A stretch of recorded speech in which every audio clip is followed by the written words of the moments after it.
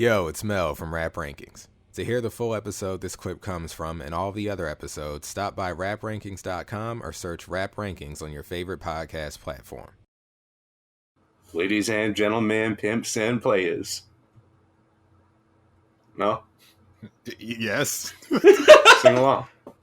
What? What do I gotta This sing along? is the father. Oh my God. So hold on to your pain in teenage your brain, daughter. young father. Right? The father's the here. father. The He's father here. is back. He's back. 7+. No, 8. The rating. No, 8- because of the no sell at the start. That adds to it. I didn't know I was supposed to sing along. That's we new. know about you, Mel. Mel ain't That's rap. a new element of this show. He knows I've the never song, been. though. I know the song. We were just discussing off air why Manny Fresh was singing that when Wayne was 22 years old. But yeah, and at first I asked, wasn't Wayne still a teenager then? And you said no. So I thought maybe it's a lot closer than you think, though. Like, that's the thing about that album is it came out so long ago, but it's like Wayne's not old by any means yet. He's not old, but he should probably be staying away from teenage daughters. You know, we know about them. Teenage daughters or predators? Predators. Oh, okay. Does that to make sure? You know, I didn't. You know, but this is Cam is Like's third appearance on the show, 3 seasons in a row. Let's call it a three-peat. Don't call it a three-peat. Don't call it a three-peat. I mean, I'm a Bulls fan. You can call it a three-peat if you want. All right, we'll call it a three-peat. What? We'll call it a three-peat. While we're talking about sports, really quick. Uh-huh. Okay.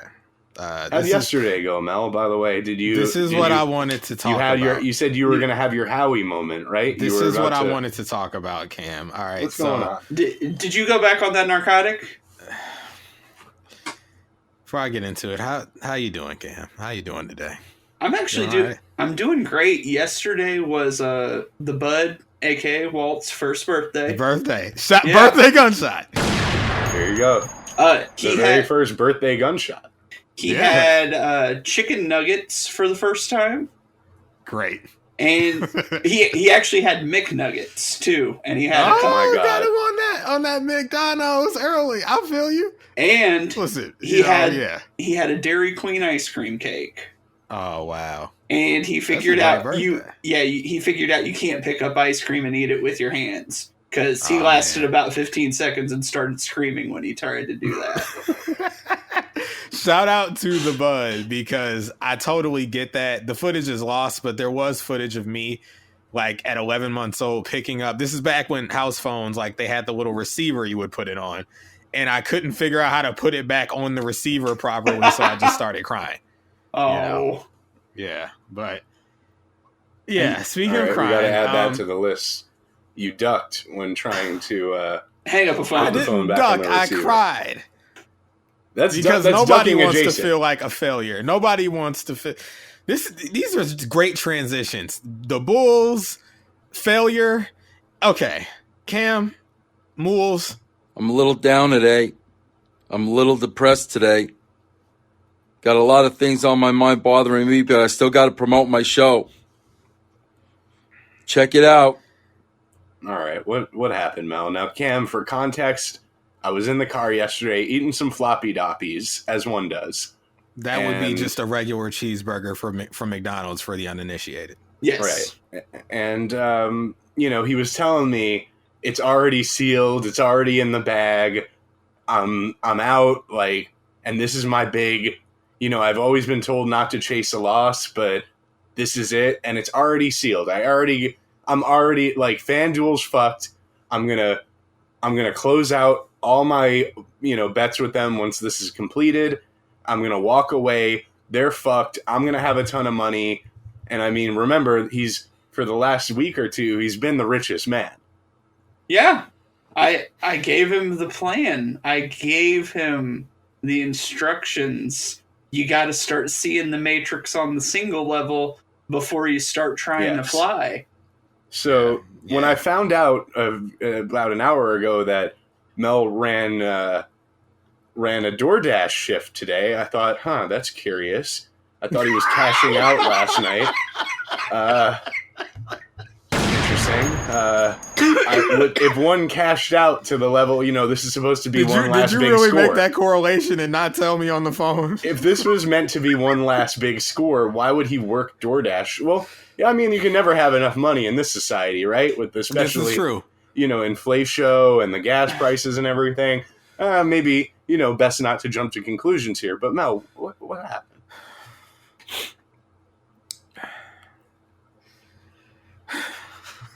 Adam Silver. Fucking lie! Wait, hold on a second. Nobody wants to tell the truth. The NBA so you is can rigged. Just it's rigged. It's rigged. You can just it is rigged. You can. It's rigged. Yeah, of course it's rigged. He's an actor. It's rigged beyond your wildest dreams. Okay, Cam, listen to me, man. What did you do, Mel? What did you do? Since March 25th, 5 days ago, I am down $185. I've lost $185 in 5 days. And honestly, if tonight, and listen, I done broke all my rules. Let's just get that off the table first. I said never bet on rap days. I didn't broke the rules because I'm chasing losses. So by the end of tonight, I could be... I could lose another $184. So what is that? 360? 360 deal? Yeah.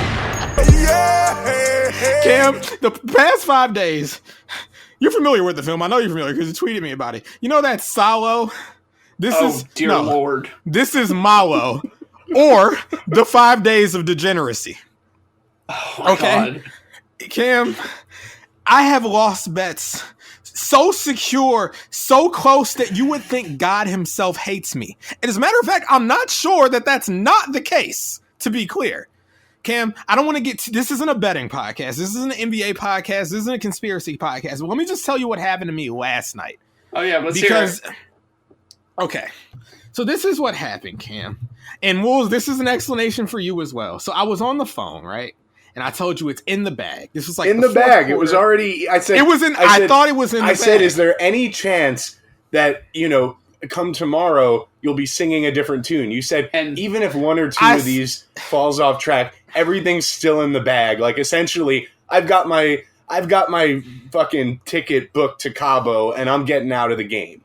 If my dad is listening to this, I'm sorry. I'm sorry. I didn't. Your dad's not listening to no Key and Keno Beats review. Listen, Cam, last night, I had a few bets because I was chasing losses. I wanted to get my money back that I've lost. So I set like 7 bets, right? And the crux, the real nexus of these bets was Luka clearing 10 assists, which he did. I set a singular bet. $15 made $40.80. Yep. He had a triple-double actually last night, so it was all great for him, right? But this is what happened. I had a 2-leg parlay.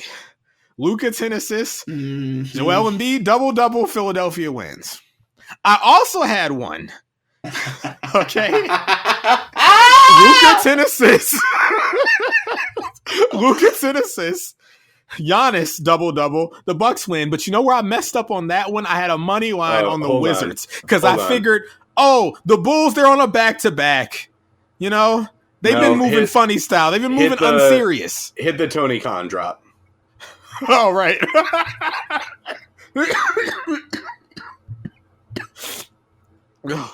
We do need that drop. I'm already lightheaded, and I haven't even begun. Here it is. That's what I bet on. Yeah. And this is what happened, Cam. Mm-hmm. Okay. Oh, I know what happened. That part very much aware.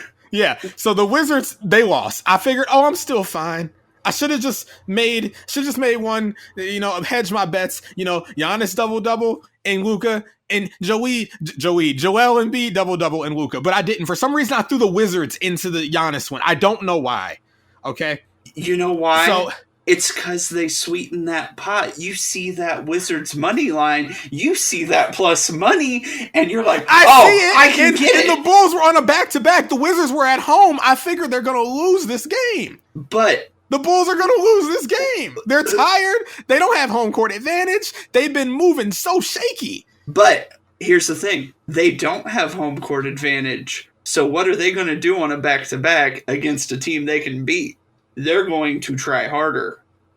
Oh my God. Is that what happens? That is what happens. The Bulls need home court. They're still a young team. Yeah. Right. So, and the Wizards are the Wizards. They're trading for nasty men, and it doesn't even make sense. They are.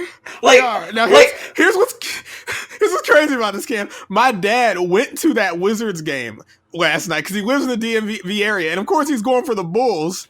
And I don't have the heart to tell him, cut all that out. We don't need that right now. Oh, okay. So he's having a grand old time at the game. The Bulls win. He's having a great time. I'm over here sweating. My hands are shaking because here's what happens. Okay, I have this other parlay, right? Drew Holiday, 6 assists. He clears it. James Harden under 9.5. He clears it. Giannis over 12.5 rebounds. Clears it. Chris Middleton, 3 threes. Clears it. Joel Embiid needs 30 points. Okay, on one of these parlays. What do you have, 28? 29. Yep. I'm getting there. Because it's worse than just being 1 point away. Hold on. Get the Drake drop. Folks, listen to me. Joel Embiid needed 30 points and he had 29. Okay. You're not tapped in. Number one, every time you stray from the father's advice, you fail miserably. I get screwed. I get f***ed up my ass. But we learned this lesson already, and you were like, from now on, I'm going to listen to the father. But I was chasing my losses, and to get your losses back faster, you get enticed by these parlays, bro. You do. But here's the thing. That's how they get you. But no, listen. I know that's how they get you. They don't want you to win. It's how they make their money. I know that. But this is what happened. I keep getting my heart ripped out. God keeps spitting in my face, Cam, because here's what happened. Okay, I had another parlay. Giannis 30 points, Drew Holiday 6 assists, Harden 3 threes, and Grayson Allen 3 threes. Here's what happens. It comes down to the wire. For me to clear any of these 3 parlays, either the Sixers need to pull out the win, because Joel Embiid has a double-double. They pull out the win, Grayson Allen hits 1 3, or Joel Embiid scores 1 point. That's all I need. For any of this to clear, for me to get all my money back, I'm good. Because the Luka part's clear. He's triple-double land. The European golden boy, he's done did it again. I'm over here. I'm looking at these parlays and I'm realizing, wait, I need the Sixers to win now. The bet hedging has fallen apart because the Wizards lost. I'm going to tell you straight up right now, as long as Dallas is just like hunting for stats like they are, as long as it's not too far outside of Luka's averages, those bets are money typically, because he's just going insane for no reason. He went stupid, Cam. He went stupid. I knew he was good by like halftime. He had freaking 15, 5 and 5 at half. I'm like, oh, he's good. He's gonna be good. Also, but I'm looking at this game, man, and I'm like, okay, Grayson Allen's probably not coming back in the game. I needed 1 3, just 1 3. He already had 2. I need 1 3 from him. He's not coming back in the game. They blew them out, right? No. Wait, where's Grayson now? Is he? He's on the Bucks. Okay, he's on the Bucks. Okay, yeah. I was still thinking he was on the Grizzlies for some reason. I do not know. No, he's on the Bucks, injuring people still. He's living the dream, living the white man dream. But here's the thing, Cam. Okay, I'm not going to North Carolina. By the way, I realize. Get rid of Duke. Oh, man. Look, Cam, listen, I have a grudge against North Carolina because they beat Illinois in the 2005 championship. I can never love them. Okay. It's a whole other story. You don't love Duke, though, correct? You can't love Duke. Because if you say you love Duke, you know what drop you have to hit, and that's me saying this. That's me saying this. Do I love Duke? What's that? In what sense? Okay. Oh, you got it in what sense? In what sense? I didn't say I love them, but I prefer them. I like them. I like Duke. You prefer that dude who wants his team to play the right way and was out here with Bobby Hurley and JJ Redick? Hit the Biden drop. Hit the Biden drop. And you ain't black.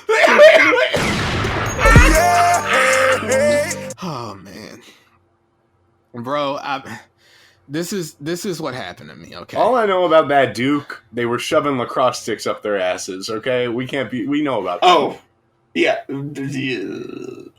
Was that Joe Paterno? No, that's Penn State. Oh, I get them all confused. Duke was. I hear lacrosse. Duke was the lacrosse scandal. Penn State, we're not going to talk about that at all because that's horrifying stuff. Look, that was a whole thing. I remember that. I was a youngling, but I remember that.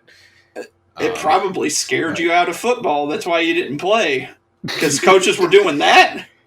Well, I knew football wasn't for me from a young age, but especially in 8th grade when we were supposed to be playing flag at gym. But of course, the big we're in Southern California. These big burly Samoan dudes, they picked me up and they slammed me on my side. I got the bruise to this day. Okay. Anyway, Cam, I get off the phone with Moulz. I'm like, we're good. I'm in a good mood. I get back to the house. I turn on the illegal stream. Embiid grabs the rebound. I clap. I go, geez, like Drake, because the double secured. But what happened? What an idiot I am. Okay, because the time is dwindling down. I see Washington lose, and then suddenly I realize, I need some things to happen. Okay, so it gets to this point. It's 118-116, if I recall. And the 76ers have the ball. Yep. I hate overtime, Cam, because it prolongs my anxiety. Free basketball. I don't want free basketball. Okay, they say free things are good. No, everything free isn't good, okay? I need this overtime now, though, okay, because we got to keep some stuff going. Joel Embiid goes up for a shot. Yep. And before I can get this illegal stream on, because I go to the bathroom, I come back, and I look at my phone, the Bleach Show report, and I'm looking at it, and I see Joel Embiid 2-point shot. Yes! He's cleared it. He's got 31. Nope. Or he's got 31. No. And then the very next play, I see this. Under review. Goaltending. And I'm like, are you serious? Are you fucking serious? I look up at the sky because I've had my heart ripped out already. Okay? Aisha Curry told you all many years ago. She told us. Aisha told us it's rigged. It is rigged. And there's got to be something going on with like the athletic commission, with the gambling gimmick, and then with the NBA. They all got to be doing something to be padding each other's pockets.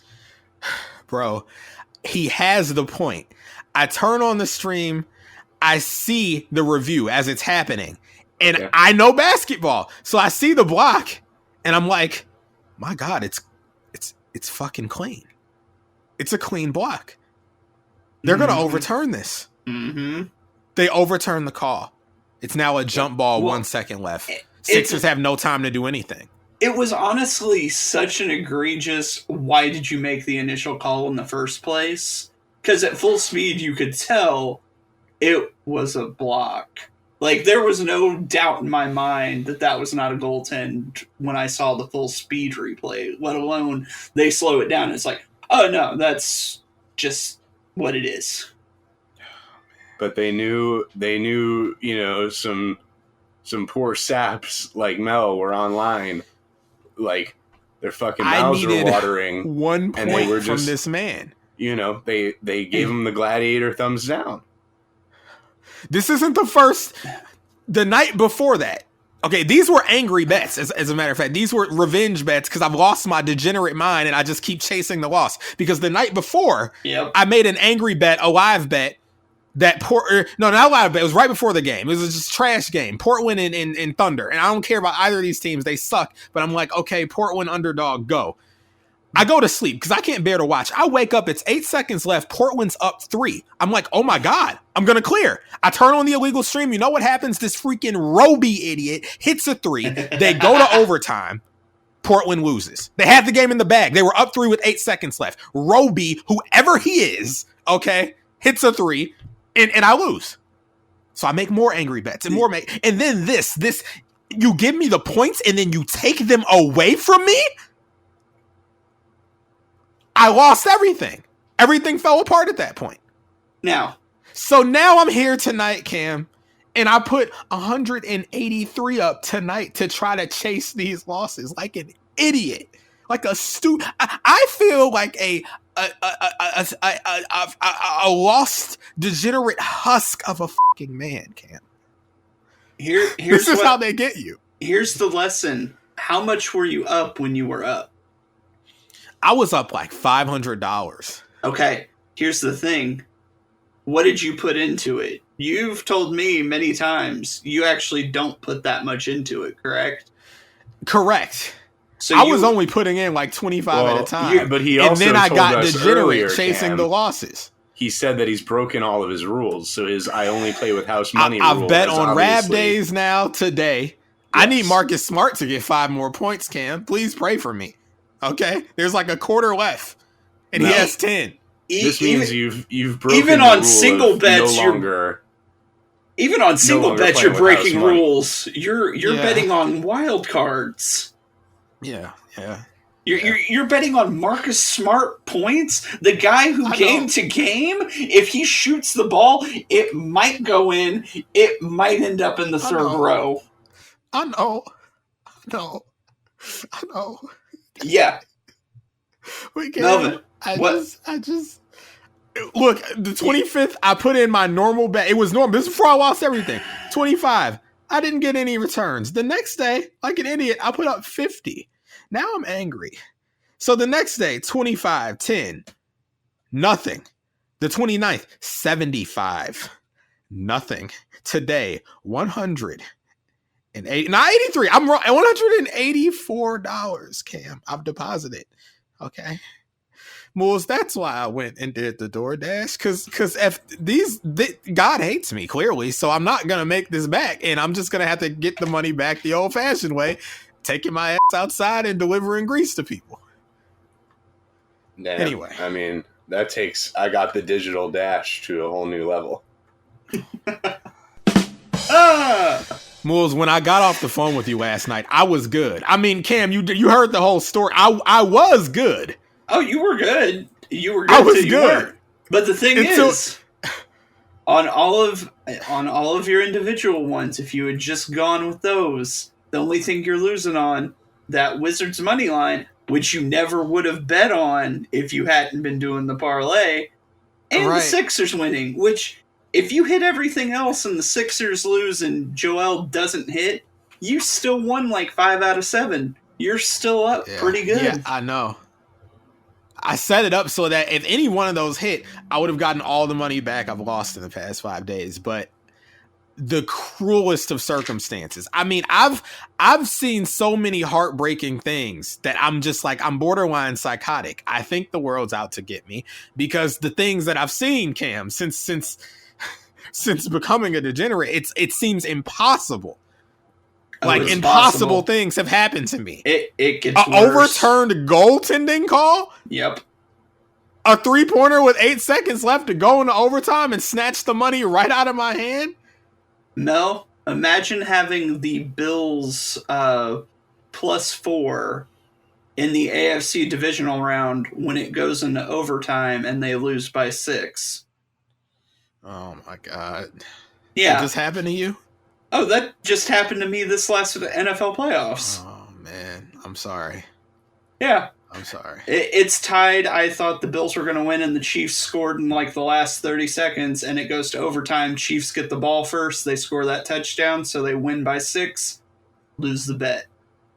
Oh, man. It's the game. You know, I just happened to think of something. What, the fact that the irony that we're doing 777, but I'm the unluckiest man? That's my new name. The wealthy man's retired, by the way. I'm the unluckiest man. We can turn that around. Yeah, I don't think so. There's a quarter left. I need 5 points.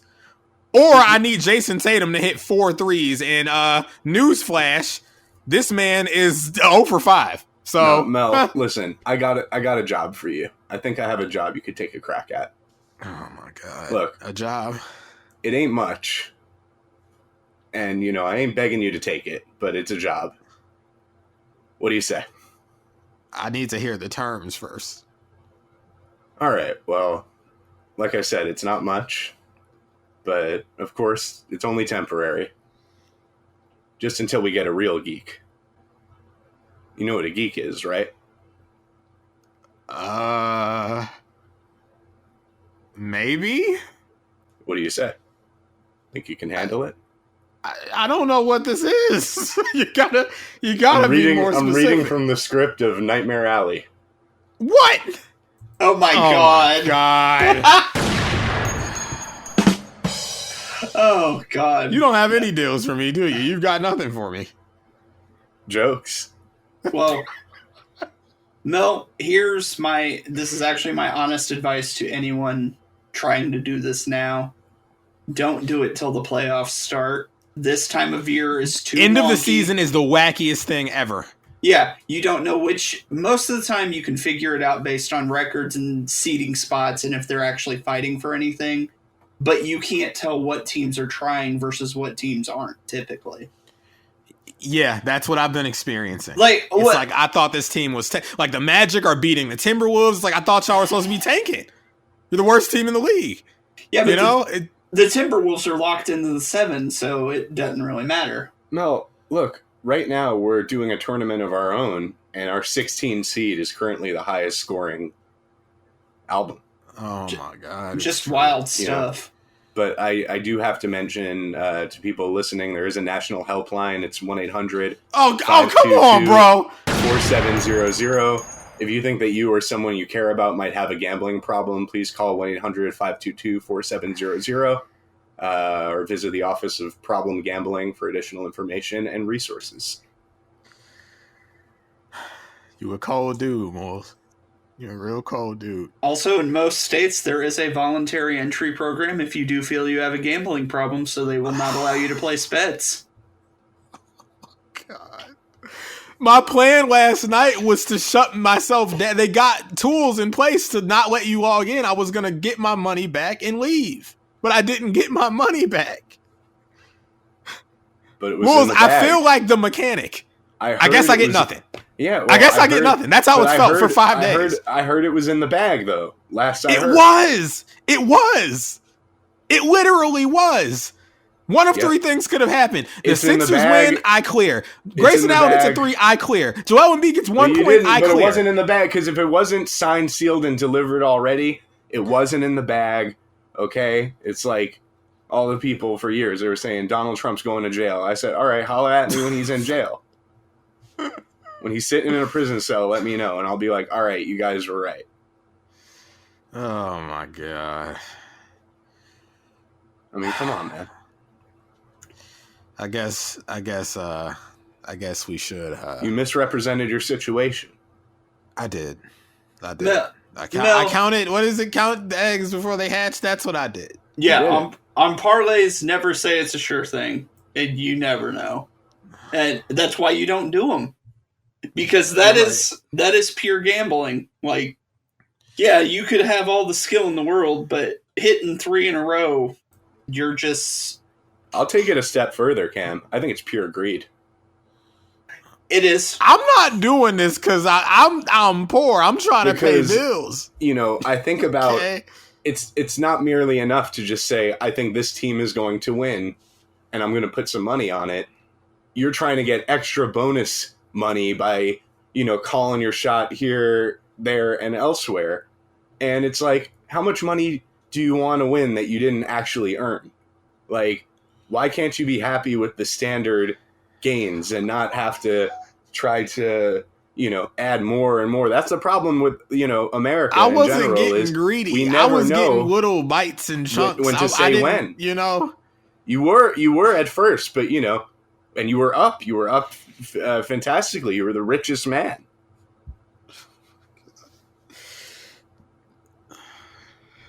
Now we're 30 minutes deep. I wanted my get shot in the head moment, but I didn't win. I just got shot in the head. No, you didn't get shot in the head because you used your own money. Once you start getting money from other people and you start really, you really start getting down that path, that's how you end up getting shot in the head. Yeah, this is the key. You're not there yet. Just don't don't try to get that FanDuel credit, which I don't know if it's a real thing, but I can imagine it probably is. Don't do it. Oh man. Oh man. Folks, this has been Betting the House with Mel, starring Moulz, and Cam is like the father who did warn me. You warned me. So Word to the father. he was right. He was right. I try to tell everyone, because the thing is they unleash the sports betting on the unsuspecting public. You don't know what's going on because you weren't on those offshore betting sites that run out of Europe, getting paid in the funny money, the Bitcoin, back in 2012. You don't know how it works. You don't know the You wasn't with them pains. shooting in the gym. Pretty much, yeah. You hopped on when they made the streamlined, user-friendly, and what comes with streamlined and user-friendly. You know what I mean? We know about that. Well, the thing is, they make it even easier to do those parlays now. And that's where they make their money. You get teased with it, but you know what's going to happen? They took your $10. You just thought you were going to get your 60. Yeah, that's what happens. That's what happens. They take 10 from me, then 15, then 25, then 75, This then man could have 184. bought a BBC ice cream right off the rack, and he chose to burn it instead. Like Now I can't buy no ice cream. Period. He could have gotten 2 pairs of Concord 11s. Why you'd need 2 pairs, I don't know, but he could have got them. Right. Anyway, there's folks, if you're following along, I mean, it's by the time you hear this, it's over, but I got 9 minutes and 49 seconds for this guy Marcus Smart to score 5 points, and I don't think it's gonna happen. So enough about me, because Motherfucker, everything isn't about you. that's right, Kevin Nash. So I just figured I'd update you on what's going on. So with all that out of the way, let's talk about an actual lucky group of people. Key and Kenny Beats. How about that? For some reason, Key and Kenny Peel. Key and Peel, I don't know Key why. and Peele, also lucky men at this point. Maybe Jordan I don't Peele know about the lucky. Key. What's Key been doing? Is he really the luckiest man? Jordan Peele? He might be. Like, he's lucked into a film career where he made one good film and then another one that was fine. And now he's like the most anticipated horror director. And it's like, I don't get it. I just don't. Yeah. Well, the luckiest man strikes again. Sorry, CBG. Oh, man. Well, look, since Cam, he's a tenured member, we don't need to go through the rating system for this review. If you're new here and you made it through Mel losing his shirt, the rating system can be found on raprankings.com, so you're not confused by these numbers. No, you still got that Kane figure? I do. That's money right there. Is it time to sell? Yeah, because honestly, the more dumb shit he keeps tweeting, I feel like the more he's going to drive his figures down in value. Sell it. Like Also, he's gone, pardon the pun, fully mask off. Oh, yes. man. Also, I will say, with AEW jumping in, the wrestling figure game might start to take a dip, so I would sell that quick. I'm not a massive dip, though, because those hold value real well. It's crazy. I've noticed, talk to me, Pa. I'm still, I know. I got totes and totes here, but I've noticed a small but the thing is, it's not so much a decrease. It's going back to what it was pre-COVID. Exactly. Because the prices were insanely inflated during COVID. You can't use the COVID prices as a baseline for what these things are actually worth. So sell it, Mel. The wonder of the world is gone, I know. Plus, you got to chase those losses, It's a slow chemical, this betting. It gets in you slow, and then you're done. You're finished. Just Also- like this, I like full degenerate in 5 days. Also, I don't want to add to Mel's bad week, but the mother listened to both my appearances over the past couple days.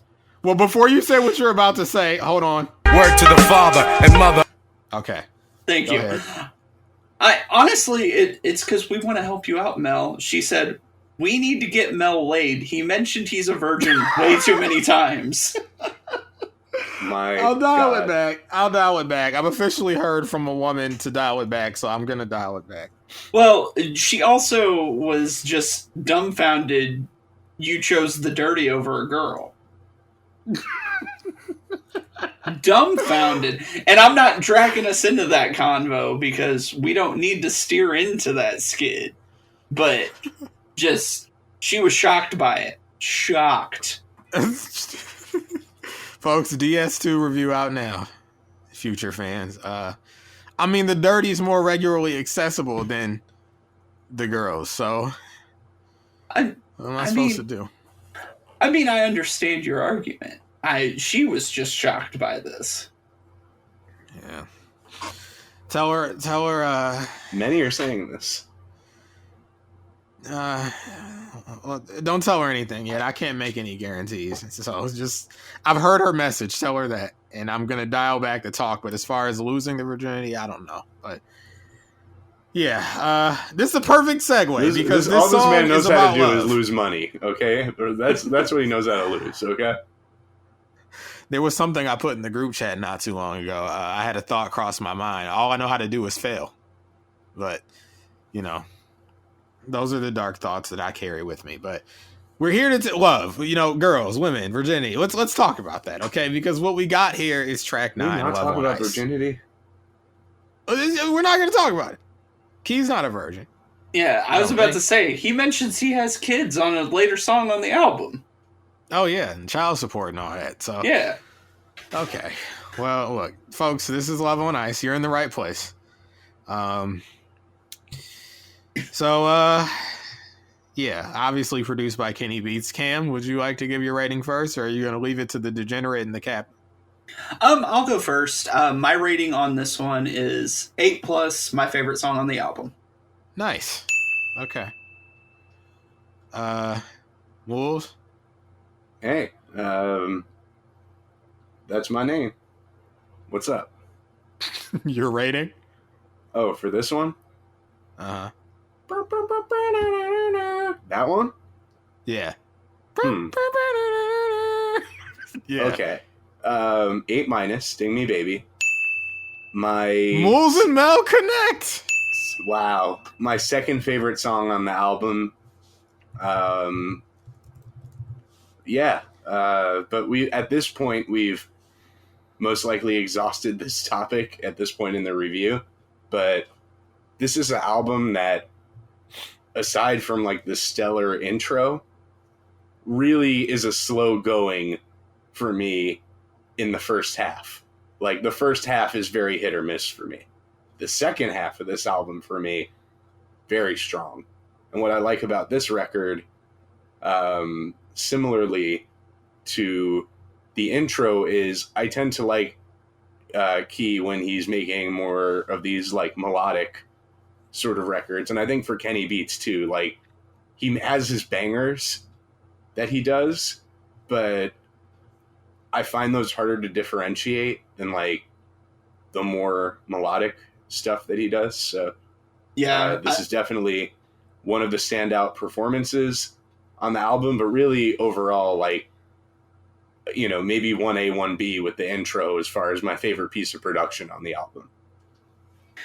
Yeah, I would honestly, I don't agree with everything there, but as far as the type of stuff they both excel at, the melodic stuff definitely stands out more. Now, I will say, this album for me, even though this was my highest rated, this is a perfect takeaway for me. This was my favorite album of 2018.